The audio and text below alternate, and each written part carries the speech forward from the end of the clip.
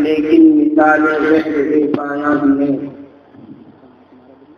تیرا سینہ ہے علی کے پیام ناز کا،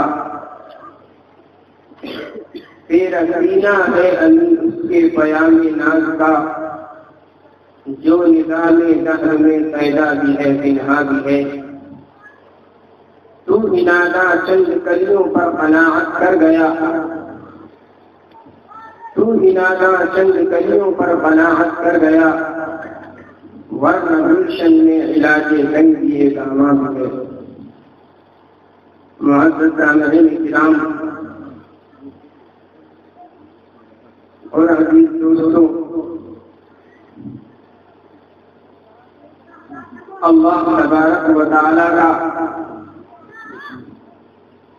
ہمارے اوپر یہ احسان اور کرم ہے کہ اللہ نے ہم سب کو اس مبارک مسجد میں جمع ہونے کی توفیق عنایت فرمائی. اللہ تبارک و تعالی نے اس دنیا کے اندر ہر انسان پر اس قدر نعمتوں کا نزول فرمایا ہے. اگر کوئی انسان اللہ کی نعمتوں کو شمار کرنا چاہتا ہے تو انسان اپنے اوپر نازل ہونے والی نعمتوں کو شمار نہیں کر سکتا. دنیا کی ہر چیز کا شمار کیا جا سکتا ہے. آدمی اپنی عقل کے ذریعے سے، اپنے دماغ کے ذریعے سے، اپنے حساب کے اصولوں کے ذریعے سے بہت ساری چیزوں کو شمار کر سکتا ہے، اور جہاں پر انسان کی عقلیں کام کرنا بند کر جاتی ہو وہاں پر الیکٹرانک چیزوں کے ذریعے سے، کیلکولیٹر، کمپیوٹر کے ذریعے سے آج کے حسابات لگا لیا کرتا ہے. لیکن اللہ کی نعمتیں اس انسان پر اس قدر نازل ہوتی ہے، اس قدر نازل ہوتی ہے کہ کوئی بندہ یہ چاہے کہ میں کسی بھی ذریعے سے ان نعمتوں کا شمار کر لوں. اللہ تبارک و تعالی نے اس انسان کے لیے کھلے چیلنج کے طور پر قرآن کریم کے اندر آیت مبارکہ نازل فرمائی، وَإِن تَعُدُّوا نِعْمَتَ اللَّهِ لَا تُحْصُوهَا.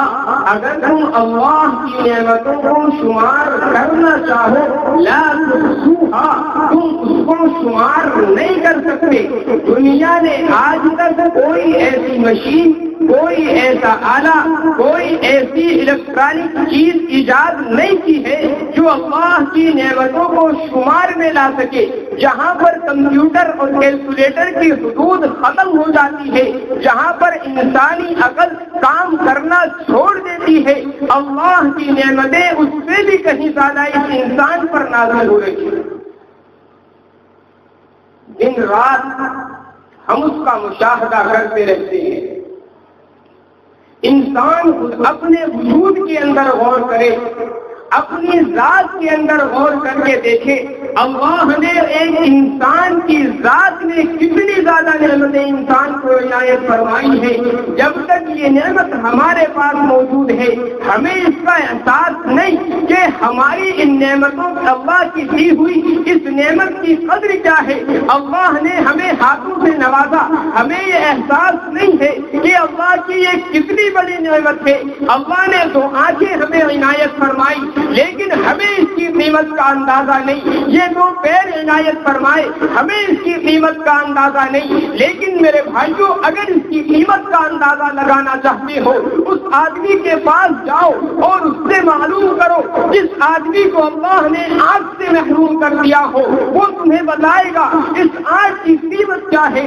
ایک وہ آدمی جو ہاتھ اور پیر سے معذور ہو اس سے جا کر کے معلوم کرو اس کے نزدیک ہاتھ اور پیر کی قیمت کیا ہے. حضرت شیخ سعدی رحمۃ اللہ علیہ ایک مرتبہ کوفے کی مسجد کے اندر تشریف لے جا رہے ہیں. پاؤں کے اندر جوتا نہیں ہے، ننگے پیر مسجد کی طرف تشریف لے جاتے ہیں. زبان پر شکوے کے الفاظ آ جاتے ہیں، دل میں خیال آ جاتا ہے اللہ میں تیرا عبادت گزار بندہ ہوں، میں رات اور دن تیری عبادت میں لگا ہوا ہوں اور میرا عالم یہ ہے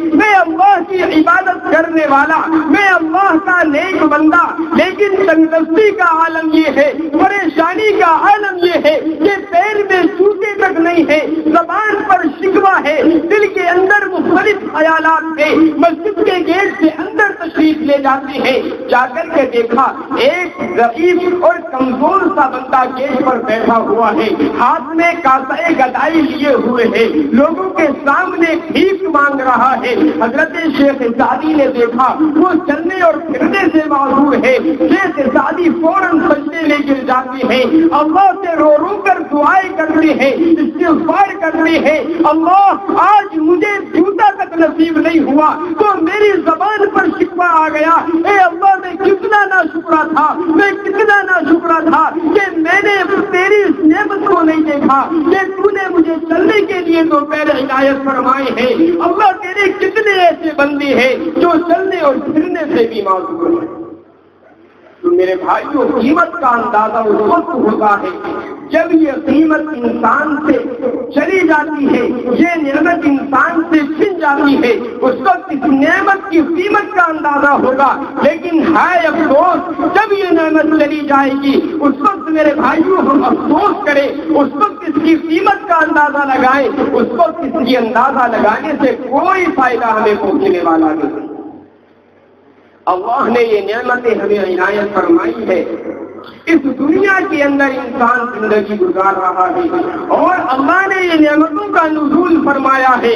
نعمتیں جانوروں کو بھی دی گئی، نعمتیں انسانوں کو بھی دی گئی، نعمتیں مسلمانوں کو بھی دی گئی، نعمتیں کافروں کو بھی دی گئی۔ ایک ایک اللہ کا بندہ جو اس دنیا کے اندر موجود ہے، وہ انسان ہو غیر انسان ہو، ایمان والا ہو غیر ایمان والا ہو، اللہ کی نعمتیں تمام پر یکساں طور پر نازل ہو رہی ہیں۔